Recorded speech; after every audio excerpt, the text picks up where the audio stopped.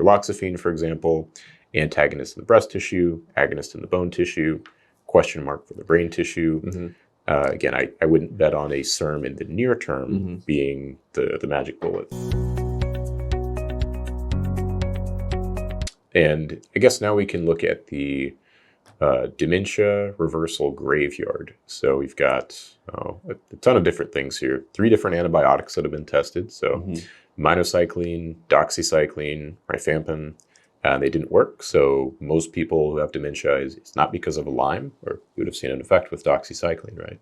Yeah, and it's probably gut endotoxin release, and they just needed to do a Xifaxan plus neomycin, and it would have worked. Yeah, targeting amyloid beta, I guess it worked enough to get an FDA approval, but in my mind... But not Medicare coverage. Yeah, in my mind... First one ever. FDA approved, not covered by the government. Yeah, in my mind, it's still in the graveyard of potential interventions. Targeting tau, there's only one modality that has been tested in this manner. It was actually a methylene blue analog, which I thought was really interesting. But unfortunately, it did not have a effect. Next, we have raloxifene. This was pulling from some retrospective data, looking at women who were prescribed raloxifene and seeing a lower risk of dementia in postmenopause. And then when they did an intervention trial, they did not see a positive effect. And given sort of the question marks surrounding any SERM activity in the brain, we don't have these tissues fully mapped out. Raloxifene, for example, antagonist in the breast tissue, agonist in the bone tissue, question mark for the brain tissue. Again, I wouldn't bet on a SERM in the near term being the magic bullet. Yeah, in hindsight, the women prescribed the raloxifene were probably lower risk of stroke and thus lower risk of dementia, because usually you're not going to prescribe a lot of SERMs to those at very high risk of a stroke. Yeah. Next is pioglitazone, the diabetes medication, and it was studied as a fatty liver medication as well. But yeah, I guess they just used the wrong PPAR agonist. They shouldn't have studied PPAR gamma or PPAR alpha. Some cardarine is what you're thinking, right? Some GW501516. But in all seriousness, this is kind of a mitochondrial target. As people know, the PPAR system provides basically lipids as energy to mitochondria. So if you have too many lipids, you have that like metabolic overload.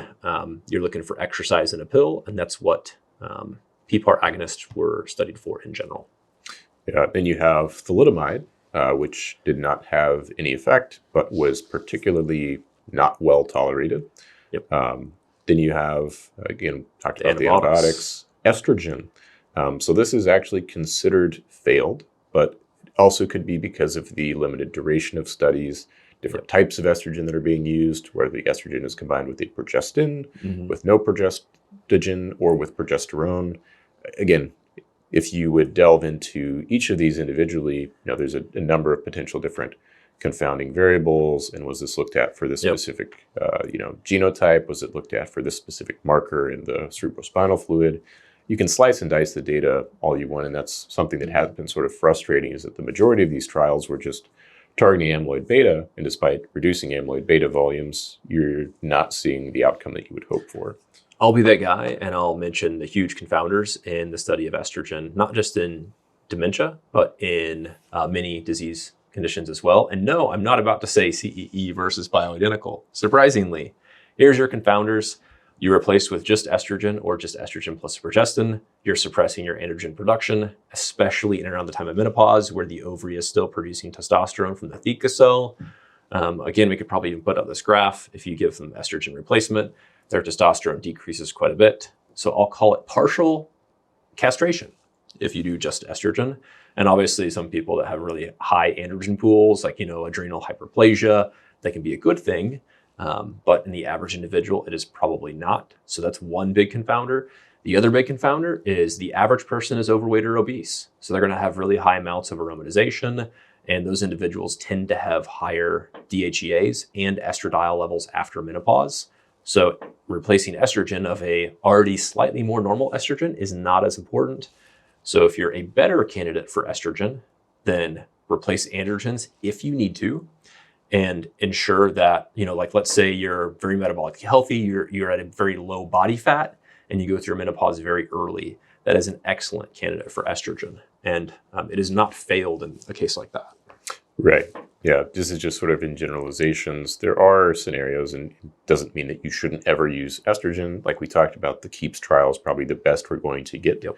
And I think the big takeaway there is that, of the two forms that were used, the different protocols, there was not a decline in cognition. So whenever people are saying, well, you can't take HRT, you're going to get dementia, you have the KEEPS trial to look and say, hey, there wasn't any cognitive changes, and maybe a hint towards potential protective effect in E4 carriers. Then we have statins in general. They've tried simvastatin, atorvastatin, maybe a matter of too little, too late. Yep. NSAIDs, which are going to harm the kidneys, this was, harm the stomach that's lining, a head scratcher. Yep. increase blood pressure and sodium retention. That one has truly failed. Yeah. In a high risk of bleeding population, dementia who are falling. Yeah. In hindsight, not great. But at least it's been studied so that we can put that behind us. Next is ginkgo biloba, which I like as an adjunct for those with ADHD, especially on ADHD stems, but failed as a dementia intervention. Yeah. And then the last one we have is ensinicline. I believe is how you say that. This is a nicotinic receptor partial agonist. So why not just use nicotine? That's a pretty good question. Why not use cytosis? Why not use Tapex? Yeah, it's also a nicotinic receptor agonist. Now, is that a partial or a complete agonist? The cytosine. I'm not sure how strong of an agonist it is, but I believe it is just a normal ligand agonist at the nicotinic receptor. Yeah. I don't believe it's an allosteric modulator. A full cytosine podcast looking at the differences in things like desensitization compared to traditional nicotine. But nicotine is an interesting one. I guess we sort of teased about this one earlier, saying we talk about nicotine, and now people can get their cropping or clipping tools ready to create a viral clip. Yep. But yeah, there is some data that supports nicotine in reducing the incidence of neurodegenerative disease. And this is even as an aside from, obviously, people who are smoking are going to die of cancer and heart disease faster. Yep. So they do have a lower risk of dementia, a lower risk of Parkinson's.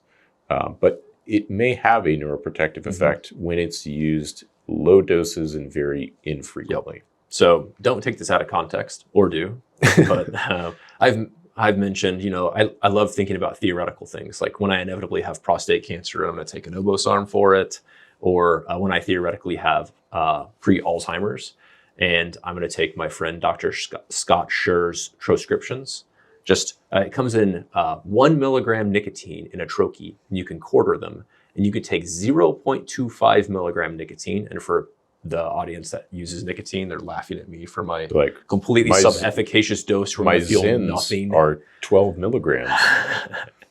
But I'm going to take that 12 times a day, basically whenever I think about it. So maybe more or maybe less than 12 times a day. The lowest dose nicotine on the market, I believe. Yeah, very, very low dose, and that's Troscription. So again, I don't take that now. I do occasionally take a Tapex, which is Crave, CRAVV in Canada. And we'll do a full podcast on that because that's just going to be fun to talk about. We'll talk about Chantix and all other sorts of things at that time. Yeah. And the caveat here is that using low doses of nicotine infrequently, those two things can be very difficult for people. It can be a slippery slope.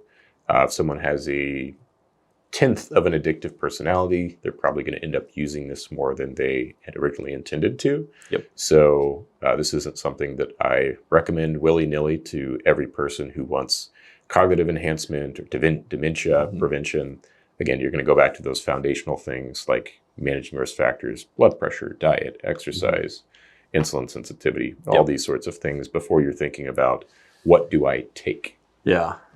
It's just fun to discuss what you take. It is. In fact, I think you were theorizing. You were like, I'm going to be smarter about this. I'm just going to take an ultra low dose nicotine patch. Yeah. If I was going to use nicotine maybe once a week, I think that would be a risk neutral dose. Maybe I have a little bit of vasoconstriction. But if I just put a ultra low dose, whatever the lowest dose patch is on for, let's say 30 minutes, an hour, I'm still going to get some nicotine in my system. I'm probably not going to feel it. And people are like, well, you're going to be wasting it then. Don't you want to use it for productivity? Where I'm at right now, I feel like my productivity is good enough with a cup of coffee once in a while. Yep. So for myself, it would just be purely neuroprotective, potentially. Yeah. It's not something that I'm abandoning all of the risk factors and just betting on. But that's probably the method I would use it. And then I could reimburse myself from my HSA.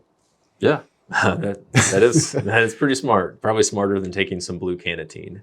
But on that note, a lot of things that you take for cognitive enhancement should not necessarily be felt. Whether that enhancement is having anorexic feelings, not being hungry, GLP-1, you really shouldn't feel strong. Now, you shouldn't feel hungry, but you shouldn't also feel not hungry. Same thing with nicotine. You shouldn't feel hyper buzzed, but you also shouldn't feel sluggish. Same thing with ADHD meds. If you have ADHD, even if you're a child, I would argue you shouldn't feel, focused out of your mind like you're in a different world on a huge dose of methylphenidate or an amphetamine salt. Sounds like finding the Goldilocks zone. Yep. But yeah, I think that pretty much sums up our review of failed interventions. Hopefully people have gotten a lot of tools from this. I guess we forgot to give our discount code for all the different supplement companies that we have, because that's what we're really trying to sell here, right? Yeah. Getting all the YouTube and Spotify bucks.